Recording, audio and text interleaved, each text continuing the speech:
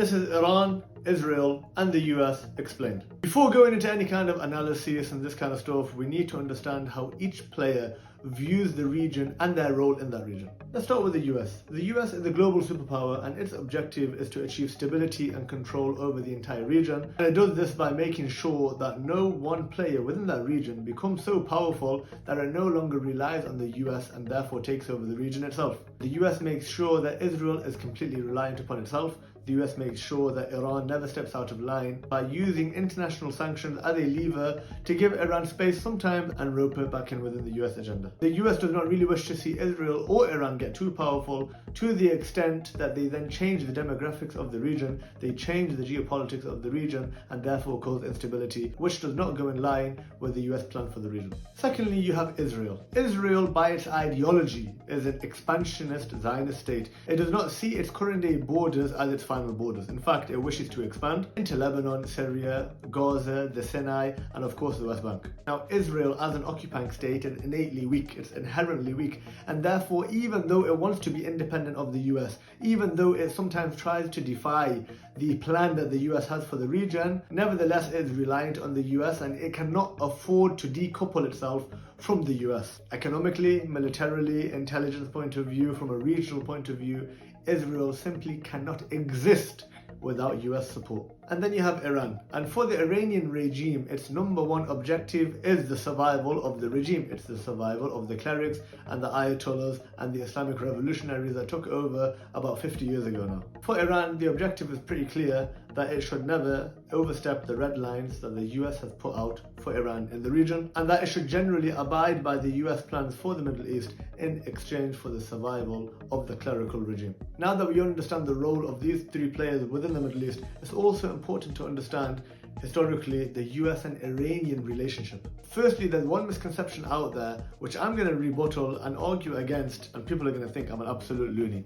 Iran and the US are not arch enemies. At most, they are frenemies. And at the very least, there are times where they both share mutual benefit, where the US has an agenda or a certain objective that it wants to fulfill in a certain region in the Middle East, and it utilizes Iran for that, and in exchange it rewards Iran via lifting sanctions or turning a blind eye or giving Iran certain influence in parts of the region. For example, when the US invaded Iraq, it was actually the Iranian regime that started supporting and funding the Shia militant groups in Iraq to fight against the Sunni insurgencies. This is what led to what is now known as the sectarian uprising within Iraq, where even though the US had invaded and even though Iraq should have been united against the US invasion, rather what happened is that different militancy groups within Iraq, between the Sunnis and the Shias, started fighting each other, and from the Shia side, it was Iran who funded these militant groups to fight against the Sunni resistance. Similarly, in Syria, when Bashar al-Assad was spread thin, and when the resistant groups and the militant Sunni groups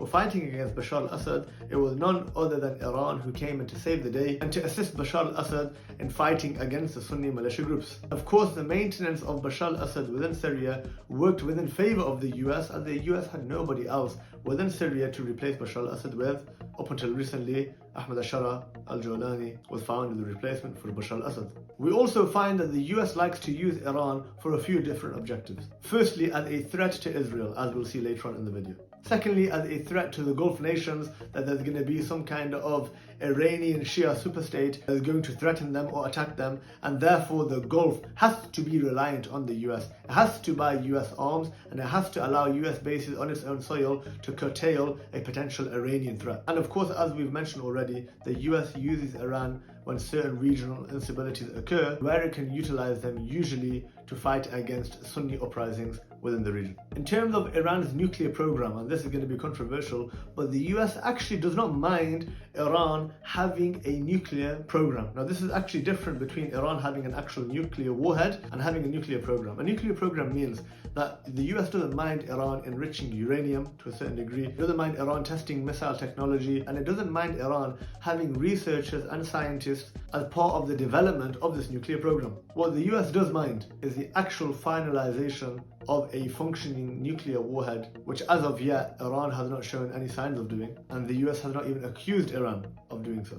In fact, what we find is that when Obama formed the nuclear agreement with Iran in 2015, Trump came along in 2018 and scrapped the agreement. And then from 2018 till today, 2025, Iran has had a 7-year window where it has not really been expected at all by any nuclear agency, and therefore it has been given the ability and the freedom to enrich uranium and to go along with its program as it sees fit. So then the question is, what was the objective that the US wanted to sign up Iran to an agreement between 2015 and 2018? And the answer simply to that is that it freed up Iranian assets worth $120 billion, because at the time Iran needed the funds to curtail the Sunni uprisings within Syria. Like we said, the US lifts sanctions and the US sanctions Iran where it sees fit. Now for the crux of the matter, the Israeli-Iranian beef. Now, although America doesn't mind an Iranian nuclear program, Israel definitely does. Israel views the Iranian nuclear program as a potential threat to its own existence, as a potential competitor to itself in the region.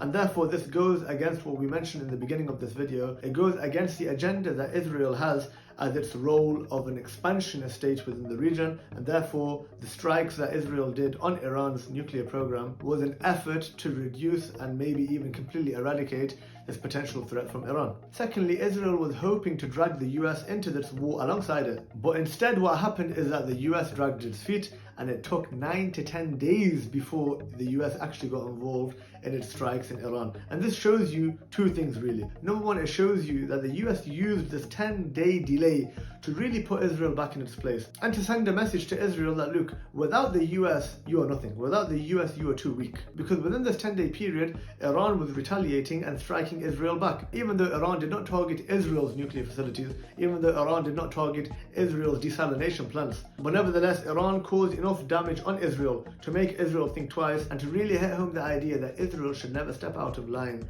of the US plan for the region. This 10-day delay also gave Iran ample time to prepare itself and to evacuate its nuclear facilities of any enriched uranium and of any other equipment that it needs for its nuclear program, and therefore once again it's in line with US agenda that it does not mind Iran having a nuclear program and actually give it a 10-day window to take out whatever it needs from these nuclear sites, so that when the US did strike, it actually struck empty nuclear facilities. Israel wanted to drag the US into its war. US used a Uno reverse card and actually proved to Israel that without US help, Israel could not even survive in the region. And it also used a 10-day delay to keep alive the Iranian nuclear program, but never allowing it to materialize. We know that after the US struck Iran, Iran simply responded by targeting US bases in the region, which never really caused any damage. And very, very quickly after, Donald Trump, he tweeted that, look, no damage has been done, no personnel have been unalived. We struck Iran's nuclear facilities. Iran did a few hollow strikes back. Let's bring all this back to a ceasefire. Once again, going back to the default position that the Middle East was in only about 12-13 days ago. So what is the aftermath of all this? Firstly, it reaffirmed the fact that Israel is absolutely dependent on the US and is absolutely dependent on US aid and arms and money, without which it could not even exist, let alone survive. And again, it kind of does away with, at least for now, any Israeli expansionist aims beyond maybe Gaza and the Golan Heights and southern Lebanon. It also reawakens the Iranian nuclear program deal between the US and Iran, potentially bringing Iran back into an agreement in exchange for lifting sanctions on Iran. Thirdly, it maintains stability within the Middle East, and what that means is that no one player expands beyond its borders. No one player gets too powerful within the Middle East, except for the US, which controls all of the players within the Middle East.